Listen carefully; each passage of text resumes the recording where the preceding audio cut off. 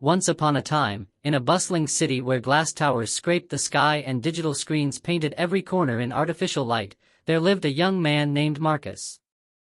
Like many of his generation, Marcus spent his days scrolling through endless feeds, watching others live their dreams while his own remained buried beneath layers of distractions. Marcus had once dreamed of becoming an architect.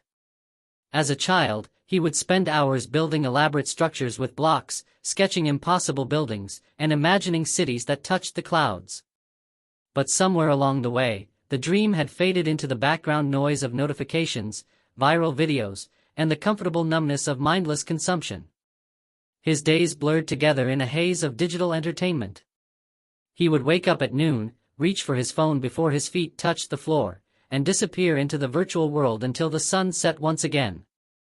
His apartment was a testament to his stagnation, takeout containers stacked like monuments to his indifference, laundry piled high like mountains of neglect, and dust settling on the drafting table his grandmother had given him years ago.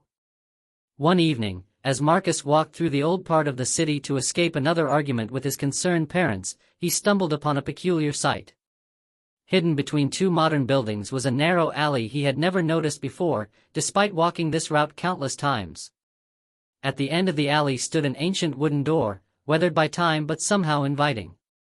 Curiosity overcoming his usual lethargy, Marcus approached the door. Above it hung a simple sign, "The Garden of Forgotten Dreams." Without thinking, he pushed the door open and stepped inside. What he found defied all logic. Behind the door lay not another building, but a vast garden unlike anything he had ever seen. The air shimmered with golden light, and everywhere he looked, he saw the most extraordinary plants. Some trees bore fruit that looked like miniature houses, others had branches that seemed to sketch blueprints in the air with their leaves. Flowers bloomed in the shapes of musical notes, paintbrushes, and tiny books. "Welcome, Marcus," said a voice behind him. He turned to see an elderly woman with silver hair and eyes that seemed to hold the wisdom of ages. She wore simple clothes but moved with the grace of someone who had found her purpose long ago. "How do you know my name?" Marcus asked, startled. "I know all who enter here," she replied with a gentle smile. "I am the keeper of this garden. Every plant you see represents a dream that someone once held dear but chose to abandon." Marcus looked around with new understanding. All of these, they're people's dreams? Dreams that were traded for comfort, convenience, and the illusion of connection, she said sadly. "Look closely at that withering vine there. It belonged to a young woman who dreamed of writing novels but chose to spend her days reading others' opinions instead of crafting her own words. And that stunted oak tree? It was meant to grow tall and strong, representing a man's dream of starting his own business, but he chose the safety of complaining about his situation rather than changing it." Marcus felt a chill run down his spine. "Why are you showing me this?"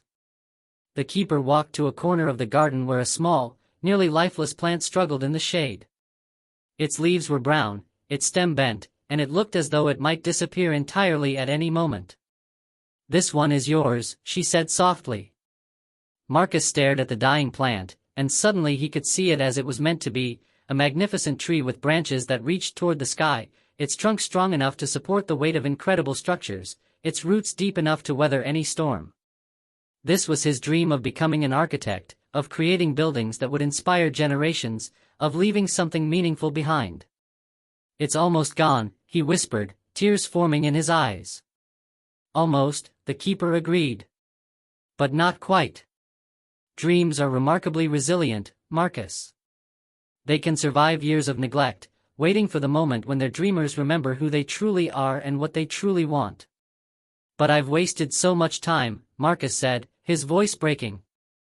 "I'm years behind where I should be. Everyone else is already successful, already living their dreams." The keeper smiled knowingly. "Marcus, do you see that magnificent oak tree over there, the one with branches that seem to touch the stars?" Marcus looked and saw a tree so beautiful and imposing that it took his breath away. Its trunk was massive, its branches spread wide, and it seemed to emanate a sense of deep satisfaction and accomplishment. "That tree belongs to a woman named Sarah," the keeper continued. "She dreamed of becoming a doctor. But she didn't start medical school until she was 35. Before that, she spent 10 years in jobs that left her feeling empty, 7 years caring for her sick mother, and 3 years overcoming her own battles with depression. When she finally planted her dream and began nurturing it, people told her she was too old, that she had waited too long. But look at her tree now. Marcus stared at the magnificent oak, understanding beginning to dawn. Dreams don't have expiration dates, Marcus. They don't care about your age or how much time you think you've wasted. They only care about whether you're willing to start nurturing them today. The keeper knelt beside Marcus's withering plant and gently touched its soil. This little one has been waiting for you.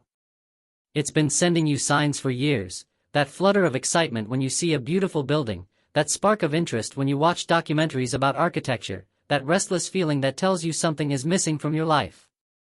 It's been calling to you through the noise of your distractions, hoping you would remember.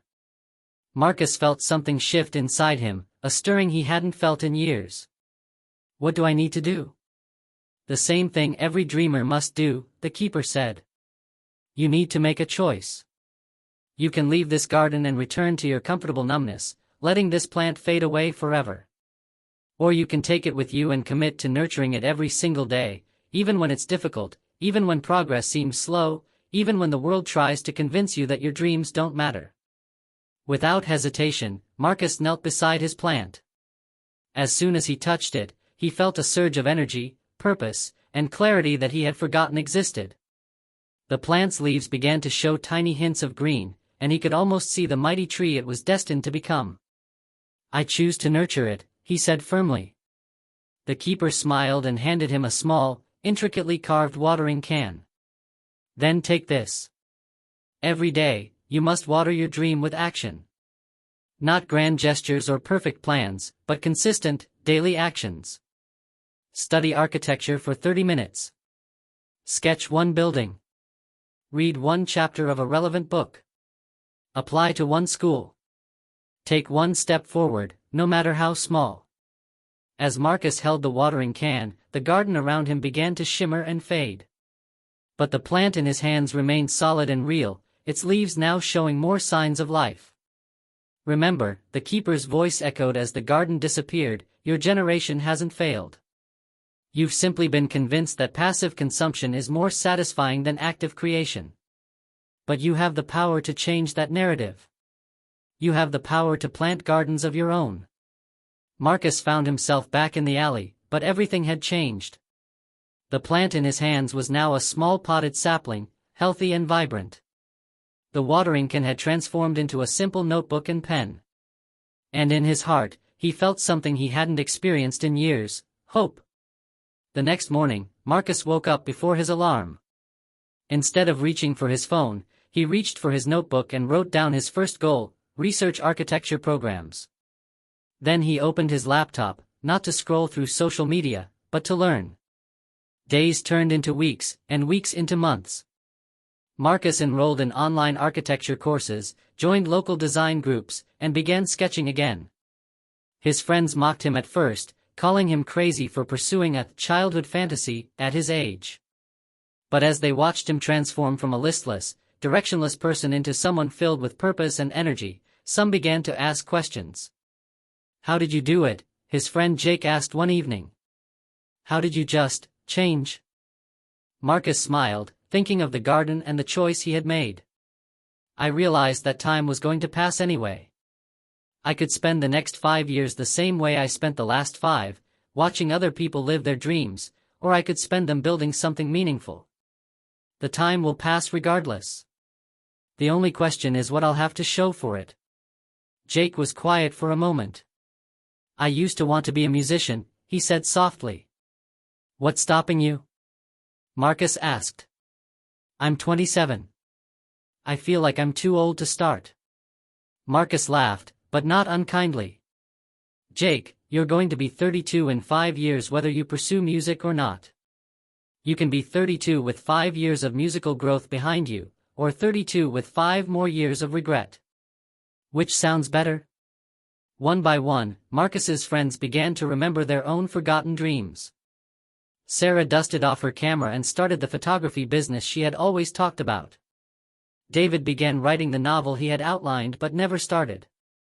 Emma signed up for the teaching program she had abandoned years ago.